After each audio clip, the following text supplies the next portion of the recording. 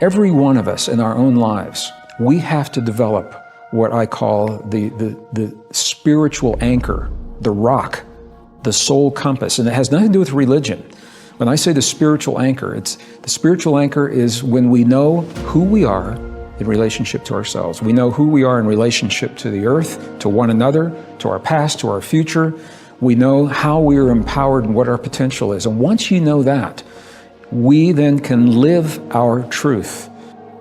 If you can't focus, then you can't focus your energy. And if you can't focus your energy, nothing grows. And people's energy is going all over the place and nothing ever manifests in people's lives. And then they wonder why, the whole visualization, law of attraction thing doesn't work. Well, you can't bloody focus. That's why it doesn't work.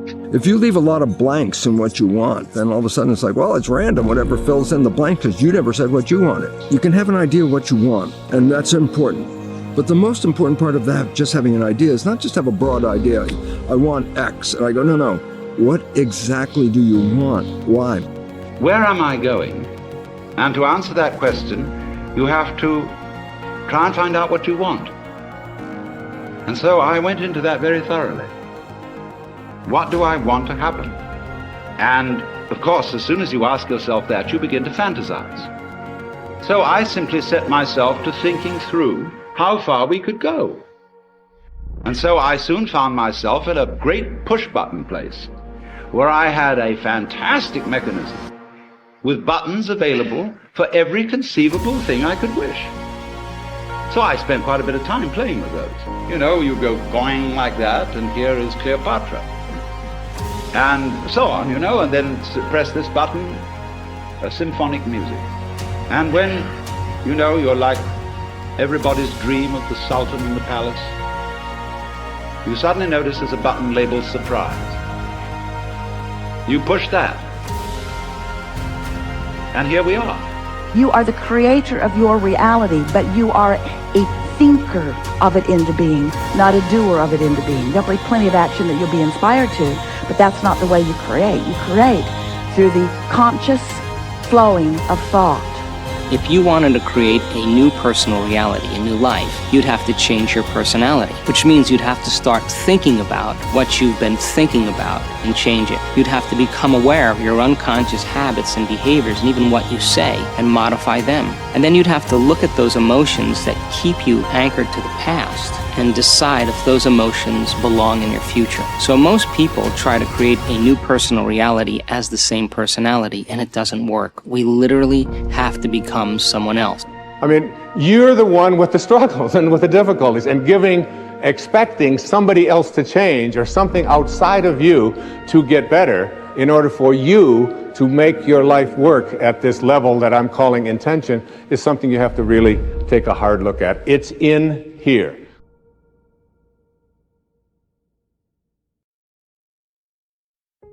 The most important thing, I think, is to know your nature. What is your nature? What are your strengths and weaknesses and your likes and your dislikes? And once you know that, then you also think, what are the fits?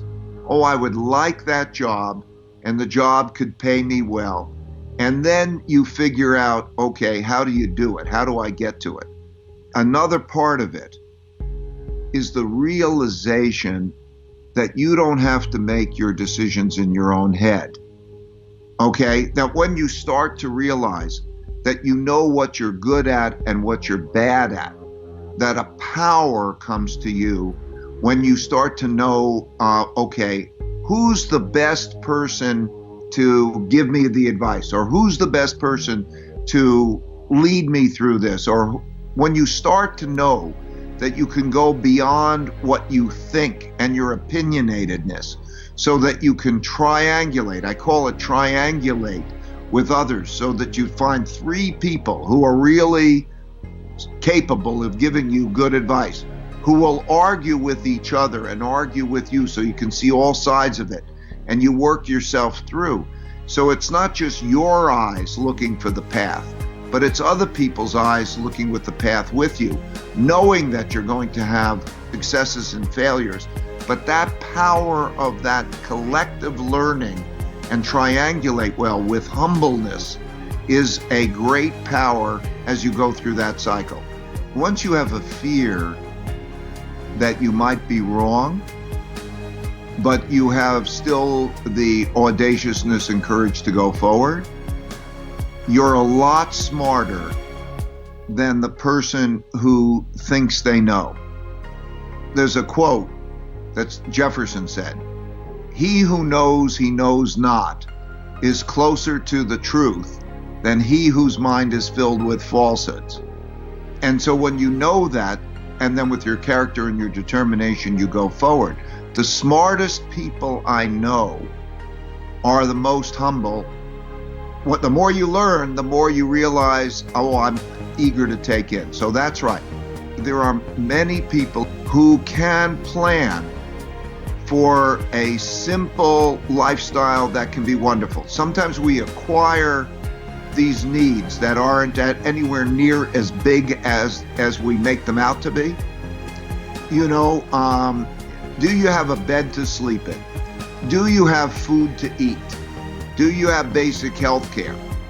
Okay, if you start to think, okay, what are my needs that I really need and I'm okay?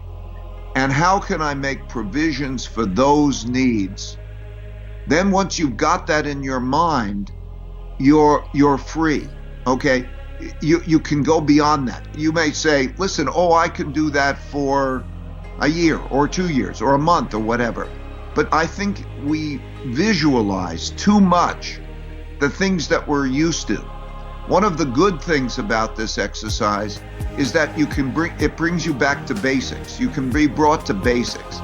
And like I'm saying, if you have a bed to sleep in and you've got food and so on, and you have those basics and good relationships with people who care about you and basic health care. So if you budget for that and you figure how do you have it, maybe it isn't in the luxurious place you're in. Maybe it's in the country and so on. Once you visualize that and you get that down in your head and you say, oh, I can get that, then your stress will disappear because as you visualize that, in many ways, that's a happy life. It doesn't take a lot. There's stimulation, there's nature, there's relationships. These fundamental, wonderful things, the most important things, can be obtained.